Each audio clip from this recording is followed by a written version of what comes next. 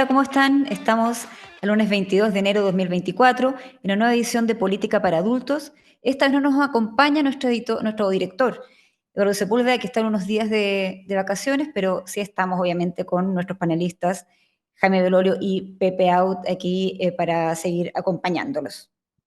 Hola ¿Qué Pepe, tal? hola Jaime, primero, ¿cómo están en este La verdad, caluroso enero? muy Sí, bien, contento. acalorado, por supuesto. Acalorados, exactamente. Sí. Vamos directo a un tema que también está caliente, que es la menos apasionante, pero está muy caliente para el gobierno, que es la reforma previsional. Pero no les quiero preguntar por el lado de números, ni técnica, ni el 3 dónde va el 3 y el 3 el 4 2 nada de eso. Sino que si pueden, por favor, hacer un análisis político de la importancia de esta reforma, de aprobarla, para el gobierno, te pregunto a ti, Pepe, para el presidente Boric, para los ministros Jara, Marcel, la importancia política que tiene esto. Y luego, Jaime, para ti también, ¿qué implicancia tiene para la oposición enfrentar de qué forma, enfrentar cómo están enfrentando esta reforma? ¿Con unidad o no? En fin, ahí tú puedes decirnos qué es lo que te parece. Primero, Pepe, la importancia política de esta reforma, de esta aprobación o rechazo, no sé. Bueno, la reforma previsional es una de las dos cartas de que disponía y dispone todavía el presidente Boric para combatir la irrelevancia histórica. Una era la nueva constitución, ya se cayó, y la otra es la reforma previsional, la nueva previsión. Tener éxito allí donde fracasó el presidente Piñera y la presidenta Bachelet previamente. ¿Mm? Y por eso, creo yo, tiene máxima flexibilidad y la negociación recién comienza. Ahora, la verdad es que esto parte de una equivocación, porque tú te podrías haber ahorrado este año y medio si hubieras indicado el proyecto, haber hecho indicaciones al proyecto que fue aprobado en la Cámara y que pasó al Senado hace ya 4 años con mayoría, fui parte de esa mayoría, y llegamos a un acuerdo con el gobierno del presidente Piñera. Belolio, entiendo, era todavía, ya era ministro, No, diputado de... era diputado todavía, la votó entonces. Y votamos un proyecto que entregaba definía una cotización adicional de 6 puntos, distribuía 3 puntos para solidaridad y 3 puntos para capitalización individual, establecía un organismo público tipo Banco Central que tenía el monopolio de la administración de esos 6 puntos adicionales, tanto los de la capitalización como los de la solidaridad. Y, y podría haber hecho el gobierno la lógica, digamos, que es aprovechar ese impulso y haber retomado el diálogo y la tramitación desde ese momento, pero prefirió, como lo han hecho por lo demás todos los gobiernos anteriores, empezar de nuevo. Y creo que es Ujú. un déficit que tenemos nosotros, los políticos, los gobiernos, de eh, no subirnos a la continuidad de las iniciativas, sino más bien cada uno tener la pretensión de recorrer el camino entero. Y hemos perdido un año y medio y resulta que llegamos a un punto similar del que el punto en que habíamos quedado cuando fue aprobado en la Cámara, porque el gobierno terminó cediendo a la distribución paritaria de los 6 puntos adicionales, aunque convengamos que, creo yo, con una trampita, porque 30% de eso que va a la capitalización individual se va a distribuir en partes iguales, independientemente de cuánto cotices tú y cuánto Mm. cotizo yo, es decir, con una solidaridad intrageneracional. Intrageneracional. Em, y por lo tanto no es completamente a tu capitalización individual. Em, y mañana se vota en la Cámara con resultado, diría yo, incierto, con probabilidad, por supuesto, de éxito, pero los diputados se la deben estar pensando, porque todas las encuestas muestran que Exacto. después de los retiros y de manera sostenida después de los retiros, la gente prefiere que la totalidad de la cotización adicional vaya a su capitalización individual. E incluso más allá del interés que podrían tener, porque es lógico que el ABC1 quiera, por supuesto, que vaya a su cuenta de capitalización individual, pero resulta que el porcentaje favorable a eso es mayor mientras más pobres son. Y en consecuencia, el grupo más vulnerable es el que más quiere que vaya a su capitalización individual. Por lo tanto, no es solo un tema de interés, sino que es un tema conceptual, un tema ideológico, digamos. ¿Ah? La idea de que cada uno se tiene que rascar con sus propias uñas y que tiene que ser el resultado del esfuerzo individual. Evidente que la idea de la solidaridad ha retrocedido en estos años y retrocedió muchísimo con los retiros, porque los retiros lo que hicieron fue acentuar el carácter individualísimo de la cotización, mostraron que era una leyenda urbana de que los fondos no existían, porque Ujú. existieron, ¿ah? Y reafirmaron el carácter individual. Y por lo tanto, yo te diría que la sociedad chilena hoy día, como nunca antes, prefiere que la solidaridad se haga con recursos generales del Estado, cosa que por lo demás es más redistributivo, sobre todo si continuamos la senda de hacer que aquellos que tienen más paguen proporcionalmente más en cuanto a tributos. Porque es evidente que la situación de hoy no es la misma que la situación cuando votamos nosotros, porque hoy día el pilar solidario se extendió y se transformó en una pensión garantizada universal, que no es completamente universal, pero podría serlo. ¿Ah? De hecho, está considerado en cierto condicionamiento a la recaudación fiscal, a que así lo sea. Ahora, eh, creo que creo que el gobierno equivocó el camino, debió haberse aprovechado del trámite que ya había sido hecho, pero como la intención original era refundar el país, naturalmente no se condecía eso con retomar una iniciativa que ellos mismos habían rechazado. Y Ahora, la paradoja es que lo que rechazaron entonces, hoy día estarían dispuestos, diría yo, a ojos cerrados a aprobarlo. Si tú le dijeras que son 6 puntos, la mitad para capitalización individual y la mitad para solidaridad, que administra íntegramente, sin competencia, un organismo público tipo Banco Central, a ojos cerrados lo vota el presidente.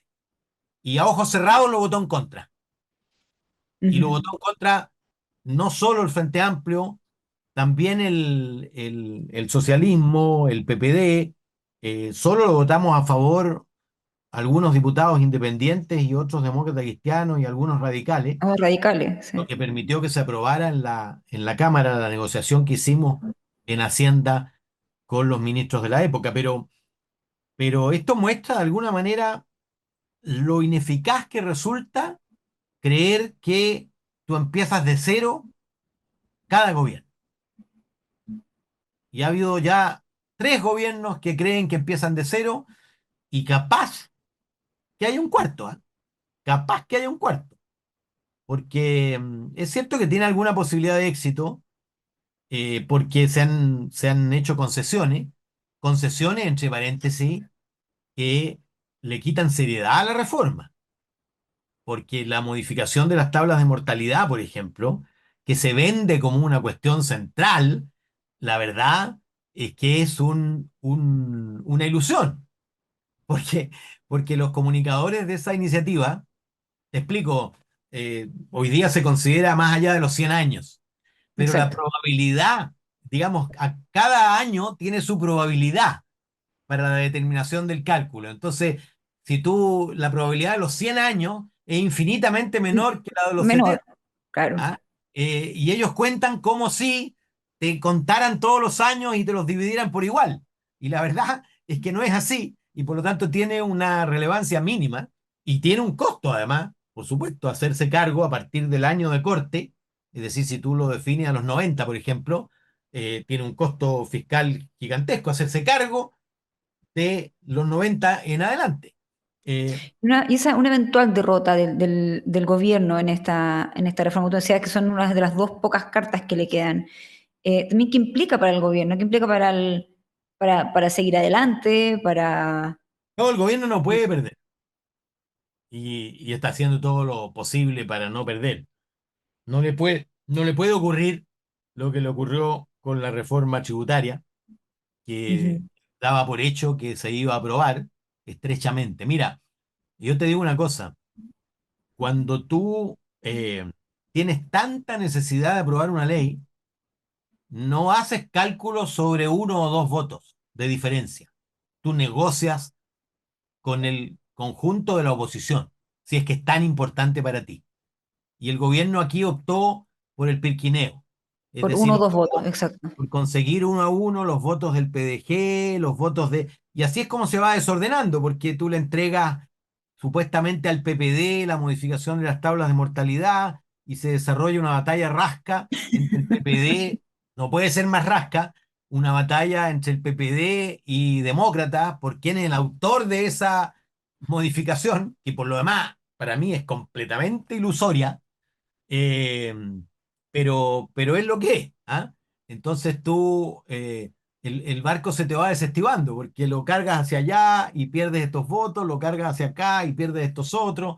El PDG está exigiendo mayor posibilidad de retiros, de autopréstamo, ¿ah? Ujú, Obviamente hay quienes nos oponemos a eso, y por lo tanto seguramente si es muy exagerado va a haber votos en contra. Eh, Ahora, yo creo que debiera aprobarse, en el sentido que lo más probable, más bien eso, lo más probable es que se apruebe, pero que una reforma se apruebe en general y luego se rechace en particular, porque te doy por hecho que si se aprueba en general, se va a rechazar la distribución de 3 y 3 tal cual está planteado, ¿ah? Porque hay quienes la van a votar en general, pero luego la van a votar en contra en particular, y que llegue al Senado votada en general a favor, pero con dos o tres de las cuestiones básicas votadas en contra, en con- la verdad es que, ¿de qué te habla? De que el gobierno eh, sabe ya que la negociación verdadera, la seria, la definitiva, la tiene que hacer en el Senado. Jaime sabe mucho de eso. Los gobiernos tienen que evaluar cuántos ceden en la Cámara porque saben que ahí no termina la negociación, que nunca el Senado acepta, da por buena el acuerdo conseguido por sus pares en la Cámara. ¿Ah? Ellos quieren cobrar. Y aunque los demócratas, por ejemplo, pudieran votar mañana en general a favor, aunque creo que van a votar en contra de la distribución luego, eso no garantiza que los dos senadores hagan lo mismo. Y los dos ujú. senadores demócratas son la diferencia entre perder o empatar. Ni siquiera entre perder o ganar. Entre perder o empatar. Y Jaime, ¿cómo lo ves tú en cuanto al punto de vista político? ¿Qué significa también ideológicamente? Esto es un tema muy importante para la derecha. El, por el lado de la derecha, ganar o perder su postura, quiero decir. Bueno, nosotros algo lo comentábamos acá mismo, ¿no? Que post elecciones del plebiscito, el gobierno iba a tener un impulso en sus propias Exacto. reformas, iba a tratar de argumentar que ahora los chilenos no querían una constitución de izquierda ni una de derecha y por tanto que sus reformas eran el justo medio. Bueno, estamos todavía en esa ola y lo que ha hecho el gobierno dentro de la Comisión de Trabajo y luego de Hacienda es aprobar a rajatabla, es decir, daba lo mismo lo que dijeran o no dijeran las personas de oposición, aprobaron todo tal cual. ¿Por qué? Porque era el único momento y la única posibilidad que tenían de que llegara a la sala de discutirse. Entonces, esto es por el impulso del post-elecciones, del plebiscito, pero también es por las elecciones. Y es porque necesita entrar en marzo habiendo metido un gol justo antes de irse al descanso, básicamente, si lo dijéramos en términos Mm. futbolísticos porque necesita enfrentar la elección que viene, que en esta agrupación desde la democracia cristiana hasta el Partido Comunista, en concejales y en alcaldes y en gobernadores, necesita tener algo, algún relato que poder ofrecerle a la ciudadanía. Segundo, están apelando a este voto marginal que es muy riesgoso, pero por lo mismo entonces es una lógica muy prepotente dentro de la Cámara de Diputados. Aprueban simplemente. Y lo que digan los otros da exactamente lo mismo y empieza con esta idea mañosa de decir que si no se quiere aprobar la idea de legislar, entonces significa que alguien no quiere debatir sobre un tema. Y eso es engañoso porque eh, la idea de legislar no es sobre una cuestión hipotética, teórica, que nos pongamos a, no sé, teorizar uno con otro sobre alguna materia. No. Es un proyecto de ley concreto que ha sido discutido por más de 6 meses en la Cámara de Diputados y que ahora se vota, después de esta tramitación, se vota en la sala. Y tiene una particularidad los proyectos de pensiones, que es que si hay un proyecto o una materia en la cual los parlamentarios no pueden hacer ninguna indicación, ninguna modificación al texto, es esta. ¿Por qué? Porque por un lado implica mayores gastos y por el otro tiene la exclusividad también en materia de seguridad social. Es decir, por ambos, los parlamentarios no tienen más que decir sí o no a la propuesta que hace el gobierno. Claro, hoy día la presidenta del Partido Socialista en la radio cooperativa que estuvimos en la mañana decía, bueno, pero se pueden hacer y el gobierno las puede patrocinar.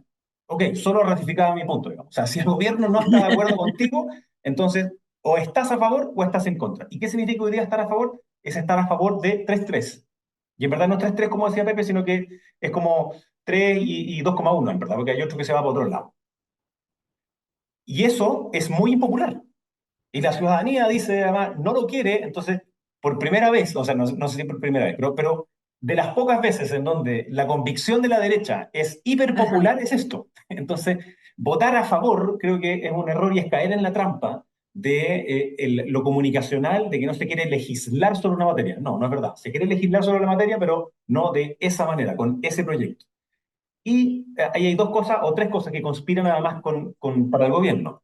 La primera es la PGU, curiosamente, ¿no? Porque la PGU lo que hizo fue multiplicar por dos y por tres las pensiones de algunas personas. De hecho, con el aumento que viene ahora el 1 de febrero, va a estar muy cerquita de la línea de la pobreza, con lo cual ninguna persona que tenga hoy día pensión va a ser pobre. Y por tanto la pobreza se va a trasladar a una cosa que está completamente olvidada y no vista, que tiene que ver con mujeres y niños. Y ahí entonces hay una cuestión que va a ser relevante. Entonces la PGU, que hoy día son 2,4 millones de beneficiarios, es un problema, entre comillas, para el gobierno, porque hay una vía por la cual se pueden mejorar las pensiones sin hacer su reforma. Esta, al menos. Y lo segundo es que la idea de heredabilidad es algo muy profundo. Aquí yo he tratado de empujar muchas veces esta idea de un futuro secuestrado por el presente. Si hay algo que permite que las personas rompan ese futuro de corto plazo, tiene que ver con la herencia, con lo que le dejan a sus hijos, su familia, a sus nietos. De ahí que esos 6 puntos adicionales en los sectores más vulnerables es tan importante que queden en sus cuentas. No es que no es que no sean solidarios, no es que no quieran ayuda de otro, no, es que dicen, esto es lo mío, es lo que yo he construido, es mi esfuerzo y quiero poder dejárselo a mi familia. Entonces, el gobierno está peleando, lo viste de solidaridad, pero en el fondo está peleando contra las personas más vulnerables, que esta es su único ahorro. Esta es la plata que van a poder haber ahorrado durante su trayectoria vital y se la quieren dejar a su familia, con justa razón, ¿no? Entonces, habiendo además la opción de retirarla como hubo en el pasado, con mayor razón quiere que quede en su cuenta, que esté ahí con su nombre y apellido y no en una bolsa en donde eventualmente vienen algunos pesos. Entonces, políticamente el gobierno se la juega toda, se la va a jugar marginalmente. Si gana, yo también creo que debería ganar en general, pero va a ser un triunfo bien efímero porque va a tener unos forados gigantescos abajo para tratar de sobrepasarse de esos forados, va a decir, bueno, pero igual la aprobamos, así que ahora vamos a ir al Senado.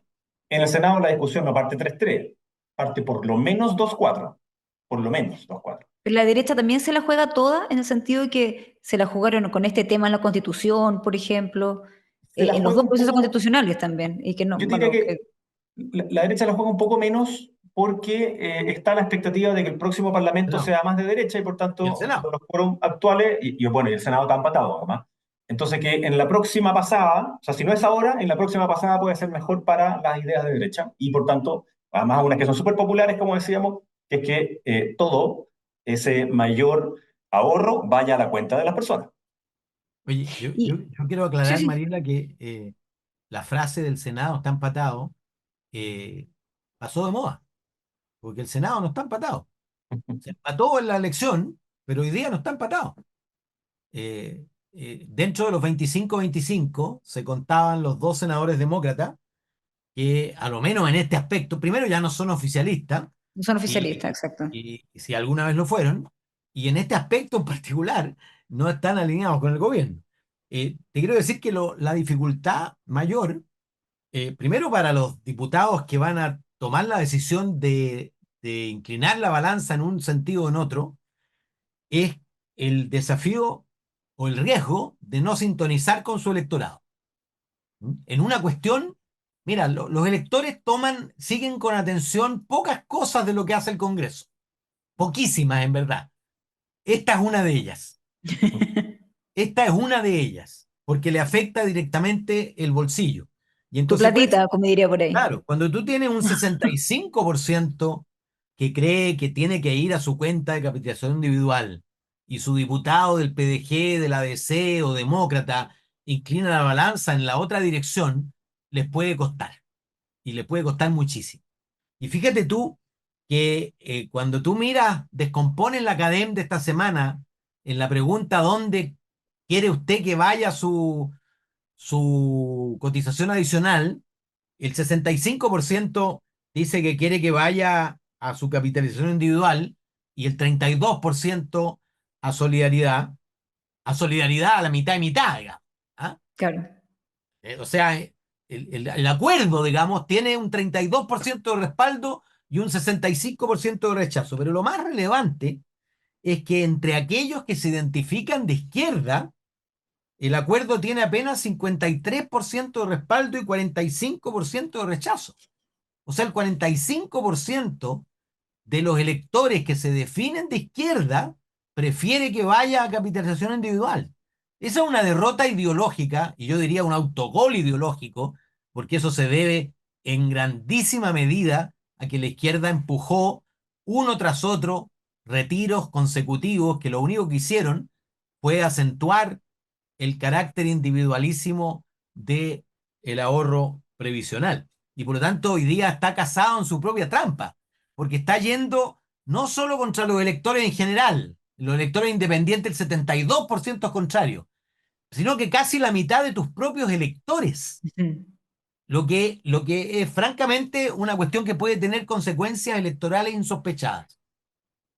Y precisamente también relacionado con eso como de consecuencias, o sea, porque aquí también se están jugando mucho, obviamente el gobierno, el presidente, pero la ministra Jara, el ministro Marcel, y ahí dar paso a otro tema también que lo que decía Jaime delante, también además enfrentamos un año electoral, y se ha hablado también de la performance de otros ministros, está el tema del cheese and wine de Salaquet, ¿cierto?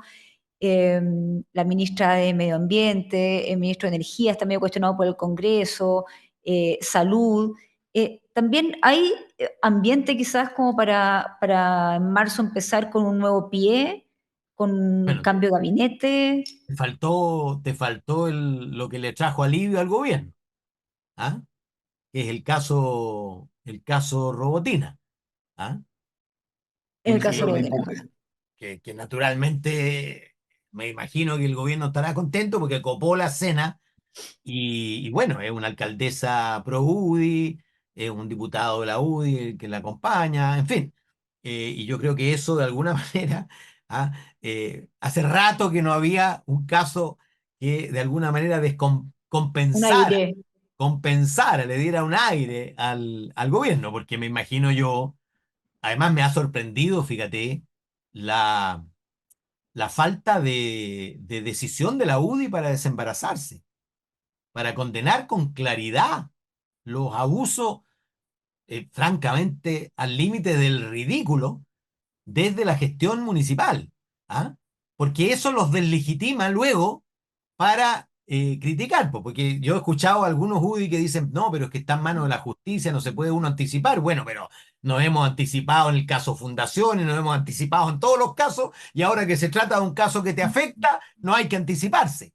¿Ah? Ese es un problema serio que le resta credibilidad a la oposición y que tiene, a mi juicio, que ser claro en la condena, porque si no, no puede luego tener acogida y legitimidad su reclamo contra los gobiernistas.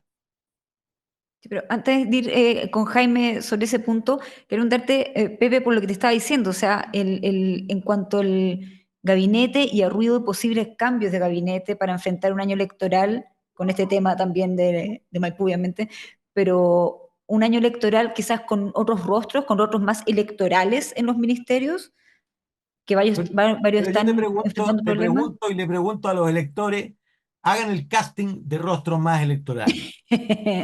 Y francamente, les va a costar muchísimo encontrar personeros que encabecen de mejor manera que los actuales. Yo creo que eh, no le queda mucho margen, de verdad, desde el punto de vista de personal político, desde el punto de vista de orientación política, porque claro, la señal de que entraba el socialismo democrático ya se dio, ¿ah? Y que el gobierno de alguna manera se centraba y mutaba en sus prioridades, en fin, eso ya ocurrió. La pregunta es, ¿qué? ¿Vas a recurrir a viejos tercios de la concertación y eventualmente de la democracia cristiana? ¿Qué es lo que te queda? O sea, lo único que le queda desde el punto de vista de señal política es ampliar a la democracia cristiana, ¿no es cierto? Eso podría Mm, ser una señal. claro, que lo ha Y dicho claro, Escalón, harto. claro, como la democracia cristiana depende su sobrevivencia del pacto de alcaldes, eh, ahí existe una presión fuerte. ¿Ah? Pero yo he escuchado al presidente Undurraga decir que esa barrera, ese puente no lo va no lo va a cruzar. ¿Ah? Pero esa es una opción. O sea, yo amplío mi gobierno, primero. Porque desde el punto de vista de la calidad de las personas, yo francamente que conozco el paño, como se dice, no veo, no veo mucha tela disponible. ¿Ah? La otra es que ponga Stingo en trabajo. Claro. ¿Cómo ves tú, bueno, precisamente, cómo ves tú, Jaime, tanto este tema que ponía yo sobre la mesa y bueno, también lo que hice, y hacerse cargo un poco, lo que decía Pepe sobre cómo la U enfrenta el caso Barriga también?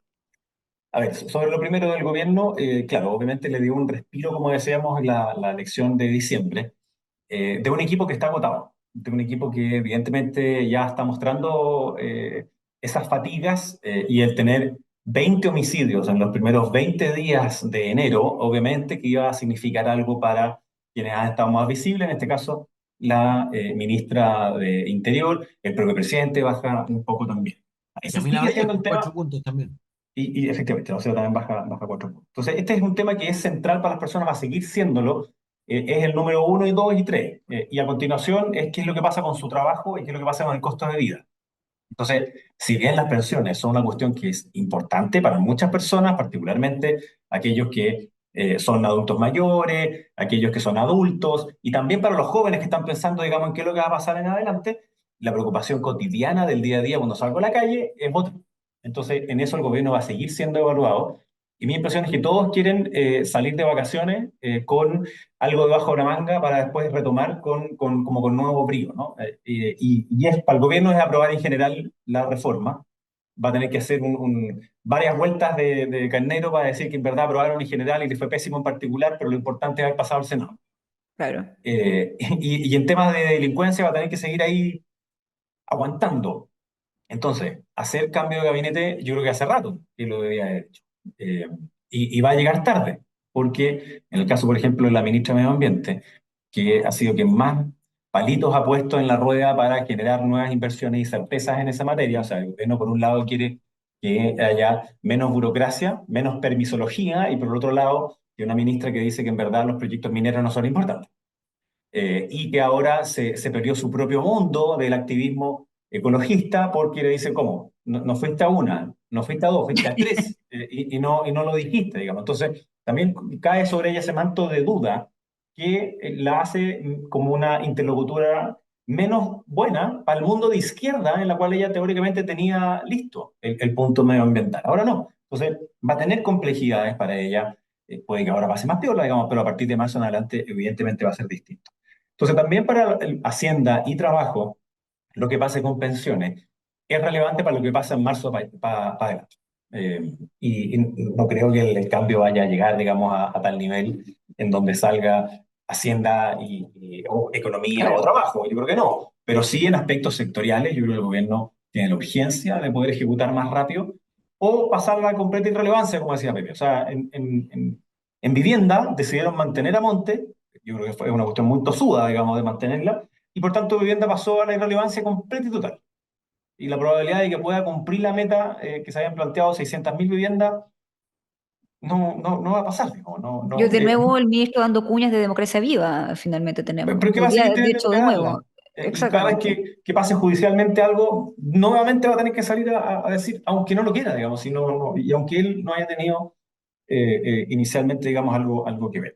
Y con respecto al otro caso, bueno, yo comparto con Pepe que efectivamente viene una ola, ¿no? Justo ahora que vienen las elecciones municipales, de esa judicialización que se vio en el pasado y algunas empiezan a salir ahora también precisamente porque se enfrentan las elecciones. Eh, y yo creo que hay una cuestión que tiene que ver con la selección de candidaturas, que es súper importante. O sea, esa política en donde bastaba ser conocido para salir, yo creo que también está completamente agotada, ¿no? Y es necesario que no solamente sea alguien conocido, sino que además que tenga la capacidad personal y la capacidad de dirigir equipos en los cuales esto pueda dar buenos resultados y no tener que enfrentar entonces problemas de cifras exorbitantes, obviamente, de malos usos, malos gastos. Yo creo que obviamente esa cifra es la que dice la Fiscalía para que sea todavía más grande, una cuestión de espectacularidad, digamos, y después va a ir bajando a medida que se vea en dónde están esas faltas, que algunas de ellas son súper graves, ¿no? Falsificación de instrumento público, o sea, uno puede cuestionar o no el mérito de las pulseras con brillante, ¿no? Eh, Con pero otra cristales. cosa, claro, pero otra cosa es saltarse la regla como tal, que es falsificar instrumento público, qué sé yo. Entonces hay un aspecto que hay que diferenciarlo, a pesar de que los dos son igualmente cuestionables. Y para la selección de candidaturas en adelante eso va a ser clave para Chile Vamos y para el Partido Republicano, para todos, obviamente, que van a estar ahí a la palestra, que es una de las razones por las cuales esa amenaza que alguna vez hacían algunas personas del Partido Republicano, porque no es el Partido Republicano, de, oye, nosotros vamos a ir solo en todo Chile, no es verdad. Y no es verdad porque no tienen las personas y si tuvieran igual inscrito, la probabilidad de que algunos de ellos después cometan errores graves como los que estamos viendo hoy día en otros municipios es muy alta y por tanto tú no puedes hacer eso, tienes que hacerlo de manera distinta. Y ahí ha salido tanta gente, tanto de Chile Vamos como Javier Macaya, así como también Ruth Hurtado y otros del Partido Republicano, y demócratas diciendo algo que tiene todo el sentido, que es que se necesita una coalición amplia, y esa Sí, coalición pero amplia es para la presidencial. Demócratas dice, bueno, o nosotros los republicanos, y es una pelea, y creo yo es un poquito, como se dice, cachetazo a payaso, porque, porque nadie está planteando que sea una única coalición política que firmen y entonces que vayan listas juntos a concejales, a diputados, no, no, no. Lo que va a pasar es que va a haber una coordinación que es distinta. Entonces, el Partido Republicano vaya a sus propios concejales, y perdona la lata, pero si tú inscribes un pacto electoral entre Chile Vamos y el Partido Republicano, llevas los mismos alcaldes y tienes que llevar los mismos concejales en la lista. Puedes hacer subpacto, pero si las firmas como primarias arriba para los alcaldes, lo tienes que hacer para los concejales. No. Y ellos no quieren hacer eso. Ellos quieren llevar su propia lista de concejales, se van a omitir en algunas partes para los alcaldes, quieren llevar su propia lista después de parlamentarios y no quieren ir con la misma de Chile Vamos, se pueden subpactar abajo, ¿no? Por ejemplo, lo que debería ocurrir es que la UDI va a ir con RN y probablemente Bópoli va a ir con Amarillo Demócrata. Pero ellos quieren ir por su propio lado. Entonces, no quieren estar en el mismo pacto ahora, sino que quieren ir por el lado, pero eso no significa no coordinarse, que es lo que sí, va pero a ocurrir de todas claro, maneras. pero ¿cómo zanjan esto que plantean esto? Tú dices, claro, que no tiene sentido, pero que por un lado se planteó abiertamente desde demócratas, ¿cierto? Desde demócratas, pero sin republicanos. Perdón, y Macaya, ¿cierto? Sí, Ayer sí. hizo desde demócratas guión slash amarillos con republicanos. ¿Cómo se soluciona? ¿Se puede pensar en una coalición de centro derecha, incluyendo republicanos o no, para enfrentar Porque se está hablando en estos dos planos, al ¿no? gobierno?